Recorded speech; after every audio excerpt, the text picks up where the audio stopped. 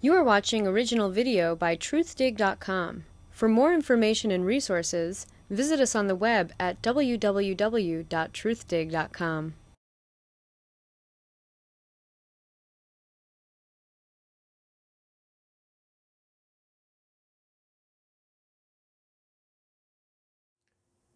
Ray Bradbury, Yeah.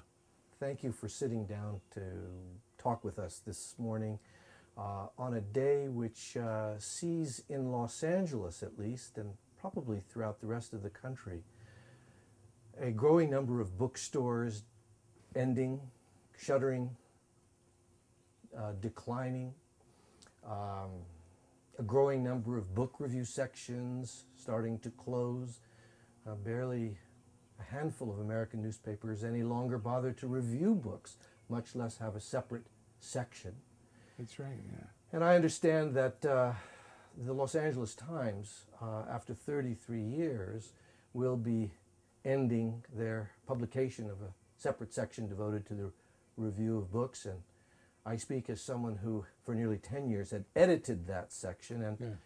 I wanted to sit down with you because you'd been so outspoken and eloquent the whole of your life, and most recently at the site of acres of books in Long Beach, the threatened closure of that remarkable secondhand That's right, yeah.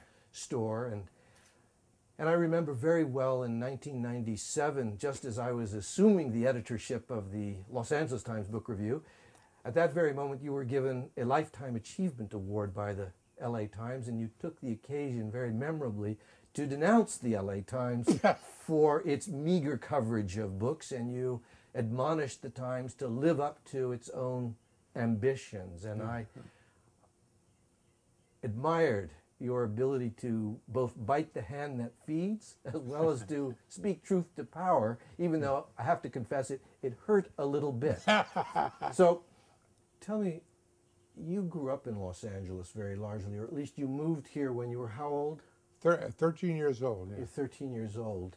And at the time when you moved here, you were living in what is downtown Los Angeles. Almost downtown, Almost yeah. downtown. And at that time, were there bookstores that flourished in Los Angeles, which for you became places of magical transport? 6th Street was fantastic. There were 8 bookstores on 6th Street alone, from Hill Street all the way up to Figueroa. You could go in all kinds of bookstores, and that's where I met my future wife. I went and followed her brother's bookstore, and this young clerk waved on me, and she discovered I had written a story she read, and I took her to dinner a couple of weeks later. I held her hand and engaged her and married her. So that's the bookstores on 6th Street for you. Right. And do you remember what it was about the physical contact with books which seemed to be so exciting for you? A lot of it is the smell of books. There are a lot of those bookstores were used bookstores. Some were high quality used books and new publications, but the other bookstores were a lot of used books, and there's thousands of them in there, and they were covered with dust and the smell of ancient Egypt. So to go into a used bookstore and surprise yourself. Surprise in life should be everything. You shouldn't know what you're doing. You should go into a bookstore to be surprised and changed. So the bookstores change you and reveal new selves of yourself.